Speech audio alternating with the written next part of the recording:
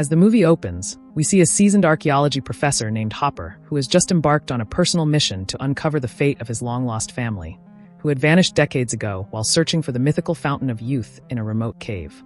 He is accompanied only by his loyal dog Boss, and they soon stumble upon the cave entrance deep in the wilderness. When he looks inside, Hopper sees a motionless cowboy who, although he is still armed, is frozen in time and his attire appears centuries outdated. Disturbed by this strange discovery, Hopper returns home. He was initially planning the expedition with his assistants, Taylor and Jackie, but Hopper suddenly changes his mind and tells them that he will be returning to the cave alone. When he returns to the cave, he prepares himself and enters inside. But in the cave, he encounters a mysterious atmospheric barrier, separating the cave's interior from the outside world. Upon breaking through it, the motionless cowboy suddenly begins to move. Then suddenly, Hopper disappears without a trace. In the next scene, we see that 2 days have passed with no word from the professor. So, Taylor and Jackie immediately grew concerned, and they decided to search for him. But they didn't have a means of transportation, so they contacted Kara, who was Taylor's crush, and asked her to borrow her father's SUV for the adventure. Kara eventually agrees, but she was forced to bring along her younger sister Vives, who has a school project to document, and her friend, Furby, for the journey. When they arrive at the cave site, the team finds a rusted van that once belonged to Hopper's parents.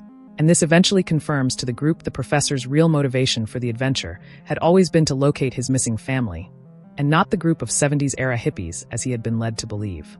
As they edge closer to the cave entrance, they spot an ancient rope leading deep into the cave, and after inspecting it, they realize that it predates Hopper's expedition. The group then prepares to descend down the cave, but Furby, who is too frightened to join them, chooses to stay behind to stand watch. As they group descend deeper, Kara notices the same invisible layer that Hopper had breached days earlier. She notes that the air feels completely different on the other side, but this doesn't deter the group, and they proceed to break through the strange barrier, unaware of the dark secrets below them. In the meantime, we see that after Hopper had followed the mysterious cowboy deeper into the cave, he had immediately begun to experience a strange phenomena. He sees a surreal flicker of light appear with a pulse throughout the tunnel, as if someone is manipulating daylight with a massive dimmer switch. Moments later, he hears a distant screaming echo through the cave, and this makes him run outside. However, to his great surprise, he discovers that although only a few minutes have passed since he entered the cave, when he reaches outside, he sees a totally different world. He finds his car now buried in a thick bush, and it was already night. It seems that time has moved forward at an unnatural pace. When he proceeds to check nearby, he finds Kara's SUV and Jackie's backpack, and this made him realize that the teenagers must have entered the cave as well. Now determined to go after the teenagers, Hopper re-enters the tunnel. In the meantime, inside the cave, the group of teenagers have begun exploring. But their excitement quickly turns to panic when they hear a scream piercing through the darkness. So, they quickly turn back and make attempts to escape. Jackie attempts to exit first, but the rope suddenly snaps, sending her falling to the ground and injuring both her and Taylor, who had attempted catching her. After seeing this, Taylor tries to confirm the integrity of the second rope, but as he pulls, he discovers that it's also been severed. They immediately suspected that Furby was the one trying to play games on them. So they attempt to contact him through the radio, but all they get is a static response. Eventually, they hear a muffled plea for help over the radio, and when they listen closely, they discover that it was Furby's voice, begging for them to help him. With no other choice, the group moves deeper into the cave to search for another way out while leaving the injured Jackie behind. They soon come upon a horrific discovery in one of the corners as they find a cut rope and Furby's lifeless body on the ground. They were shocked by these discoveries, and as they wondered what could have happened, they retrieved his camera and played back the footage. That was when they uncovered the truth about what transpired. In the video, Furby reveals he had found Hopper's father's journal in his truck, and inside, he had found details about the cave. He says that the cave houses magical water capable of healing any disease condition, and that Hopper's family had ventured into the cave decades ago in search of this water, hoping to cure Hopper's terminally ill sister. However, after waiting outside the cave for days, Furby had attempted to enter the cave in search of Taylor and to possibly retrieve the car keys from him. But unknown to him, what seemed like an entire day to him was only seconds for those inside. Unfortunately, once he had crossed the barrier, his rope had mysteriously cut, sending him falling. The group saw that he had survived the fall, briefly regained consciousness, and attempted to call out to Taylor.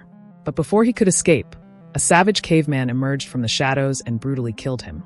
As the group tried to process what they had just seen, Vives notices some inconsistency in the video as she finds that the record spans multiple days, despite the fact that they've only been in the cave for less than an hour. It seems that time is fractured within the cave, and whatever rules govern reality outside do not apply here. With both Taylor and Jackie now injured, the responsibility to find help falls to Kara and Vives. But due to her age, Kara tells Vives to stay behind while she climbs up the same path they had descended.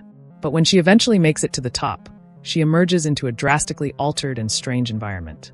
The green vegetation that once surrounded the cave has vanished, the atmosphere feels unnaturally thin, and she also noticed a massive dust storm looming in the distance. In the sky above, she sees a massive triangular object hovering in the clouds. Unable to get a signal on her phone or call for help, she decides to rush back into the cave. However, her return isn't met well by the others as they accuse her of not even trying to seek help. For those who were inside the cave, only seconds had passed since Kara had stepped out, while for Kara, she knew that she had spent nearly 30 minutes outside.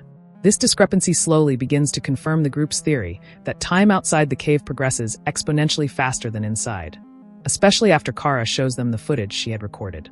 As they replay the video clip they found on Furby, Taylor notices that the ropes above the barrier had deteriorated rapidly from time exposure, which explains their sudden cutting off. That was when Vives also observed a strange pattern in the sunlight and shadows. She sees that within seconds, the cycle of seasons appears to pass, summer followed by winter in rapid succession. By this measure, the group estimates it is not just days that have passed but seasons, and they end up calculating that over 5,400 years have passed on Earth since they entered the cave. Now, totally focused on escaping this strange cave, Kara once again climbs towards the opening, but this time something unexpected happens. They suddenly see a futuristic ladder descending from above, followed by a towering figure in a spacesuit. Almost immediately the figure enters. A caveman attacks him, but he is quickly subdued by the strange figure. Alarmed by all that is happening in front of them, the group runs deeper into the cave, where they eventually stumble upon the skeletal remains of Hopper's parents and the cowboy figure that Hopper had seen earlier. Suddenly, 3 more cavemen ambush them, and although Taylor attempts to hold them off, he is quickly overpowered and killed. The girls eventually escape to a different section of the cave, and when Kara returns and sees Taylor's lifeless body, she is heartbroken. As she starts to grieve, the strange being approaches her and pulls Taylor and carries him to a glowing pool of water nearby. When he immerses him in the pool, Taylor is suddenly revived back to life, confirming the myth about the cave all along. But while Kara was still in shock, the cavemen returned and attacked again.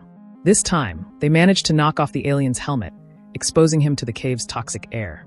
Despite gasping for breath, the alien continues to fight and ultimately subdues and captures the caveman before collapsing to the ground. The teenagers continue to watch in shock, as it finally dawns on them that they are caught in a place where time, life, and the very laws of nature follow rules far beyond their understanding. They are soon joined by the remaining 2 girls, and they are drawn back to reality by the dying alien on the ground. When they try to question him about what he knows about the place, he shows them a media clip from a news center where the reporter narrates how the group's disappearance has become a historical mystery. The footage also reveals that years after their disappearance, humanity had faced devastating conditions that threatened human existence. Following these changes, human beings had begun migrating to a new planet in an effort to preserve their species. This shocking revelation makes it clear to the group that there is no way back to the Earth they once knew. So they must decide whether to escape now or remain in the cave indefinitely. Suddenly, Taylor notices Professor Hopper's backpack on the ground, and sensing he could still be alive, he chooses to search the other parts of the cave after he picks up a gun he saw on the ground. While searching deeper, Taylor discovers several cave people, both young and old, with some injured. He eventually finds Hopper, who has been fatally wounded, and in front of a denser final barrier.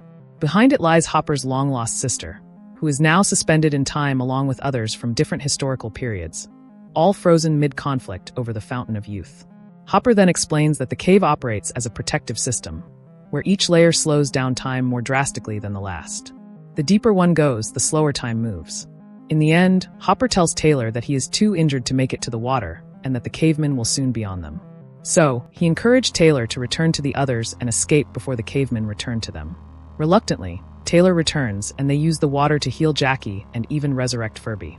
But just as they regroup, they are ambushed by the last remaining cavemen. Seeing no other way of escape, they choose to activate the high-tech ladder left by the alien so they can climb back to the surface.